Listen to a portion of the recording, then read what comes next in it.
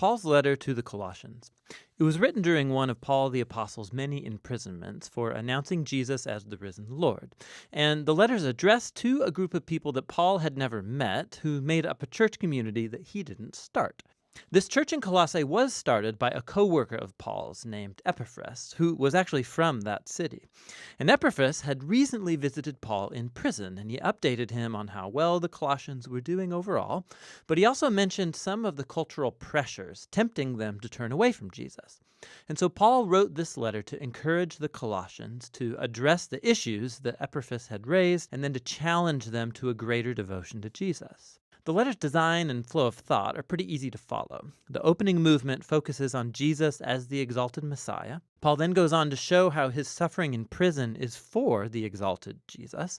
And then he addresses the pressures tempting the Colossians to turn away from Jesus. After this, he explores the new way of life that Jesus' resurrection opened up for them.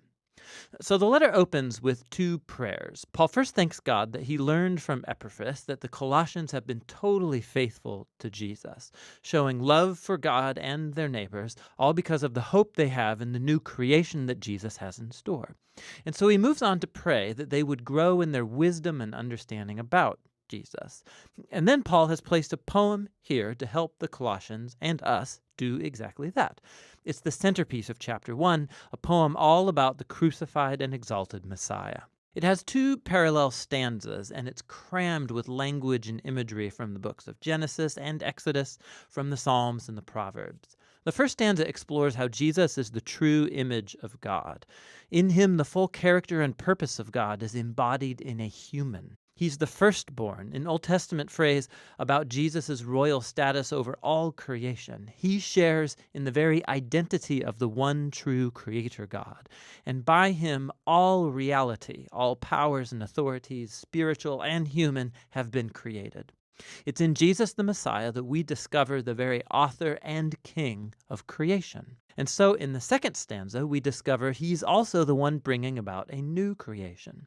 He's the head of a new body, which refers to Jesus' people, who are the new humanity, of which his own resurrection existence is a prototype. In him, God's glorious temple presence dwells, and so it's through Jesus' death and resurrection that God has reconciled himself to humanity, to all spiritual powers, to all of creation. It's a remarkable poem, and Paul will keep referring back to it as he goes on in the letter. So he first shows how the truth of this poem transforms his own experience of suffering in prison. He's being punished for announcing to the Greek and the Roman world that Jesus is the resurrected Lord and King of all. And so his suffering, he thinks, is not a sign of defeat. It's actually his way of participating in Jesus' own suffering done as an act of love. And so his hardships are actually a cause for joy. He's imprisoned for the surprising news that Israel's resurrected Messiah is creating a new multi-ethnic family. And more, just as the divine glory dwelt in Jesus, so Jesus dwells in and among his international family. Or as Paul says, the Messiah is in you all, the hope of glory. Paul then addresses the cultural pressures that are tempting the Colossians to turn away from Jesus. They were confronted by a combination of mystical polytheism along with a pressure to observe the laws of the Torah. So all these new Christians, they had grown up worshiping the various Greek and Roman gods who governed different arenas of human life. And many simply included Jesus as one more deity that they could worship. There was also great pressure from the Jewish Christian community for these non-Jews to complete their commitment to the Messiah by following all of the laws found in the Torah. Specifically, he mentions eating a kosher diet, observing sacred days, and circumcision. It's very similar to the problem he addressed in the letter to the Galatians. For Paul, to give in to either of these temptations is compromise. It's a failure to grasp who Jesus really is and what he did on their behalf. The Colossians used to live in fear of spiritual powers and elemental spirits, as Paul calls them. But Jesus triumphed over these through his death and resurrection. He freed the Colossians from any obligation to them. In the same way, Jesus fulfilled on our behalf all of the laws of the Torah, which never had the power to transform the selfish human heart anyway. And so what Jesus did in his life and death and resurrection, it lacks nothing. It doesn't need to be supplemented by following the laws. laws. He is the reality to which all of the laws of the Torah were pointing anyway. Instead of the laws, followers of Jesus have the power of his resurrection to change them, which is what he goes on to explore. Following Jesus means joining his new humanity because their lives have now been joined to the risen Jesus' life. And this is why Paul challenges the Colossians to set their minds on things above, where the Messiah is seated or rules at God's right hand. Now, Paul doesn't mean here, think about how you'll one day leave earth and go to heaven. Rather, the heavens are the transcendent place from which Jesus rules now over all of creation. And from there, he will one day return here to transform all things. Or, as Paul says, when the Messiah who is your life is revealed, you too will be revealed with him in glory. So Paul challenges them to live in the present as the kinds of new humans they will one day become.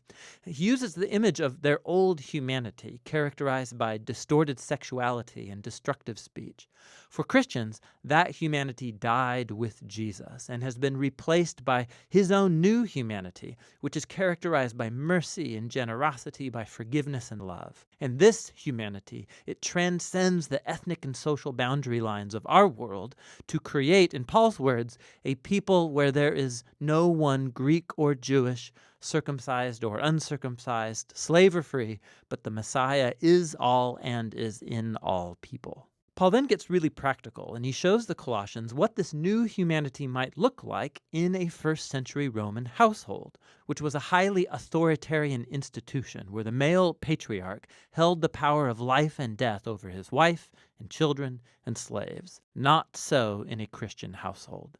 Here, the risen Jesus is the true Lord.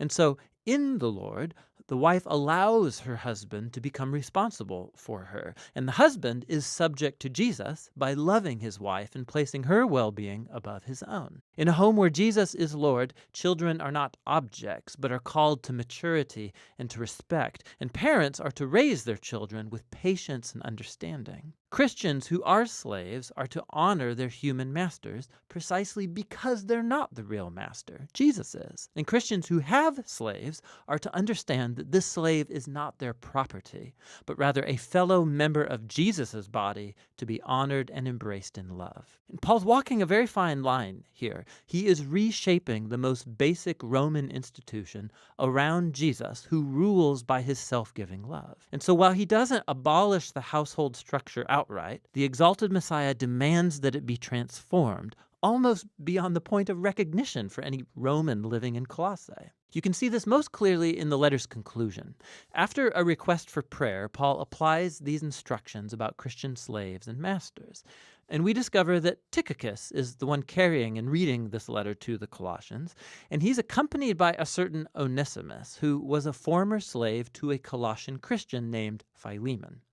And we discover from another letter addressed to Philemon that Onesimus had escaped from his master. It was a crime worthy of imprisonment. But Paul asks the whole church to greet Onesimus as a faithful and beloved brother in the Lord.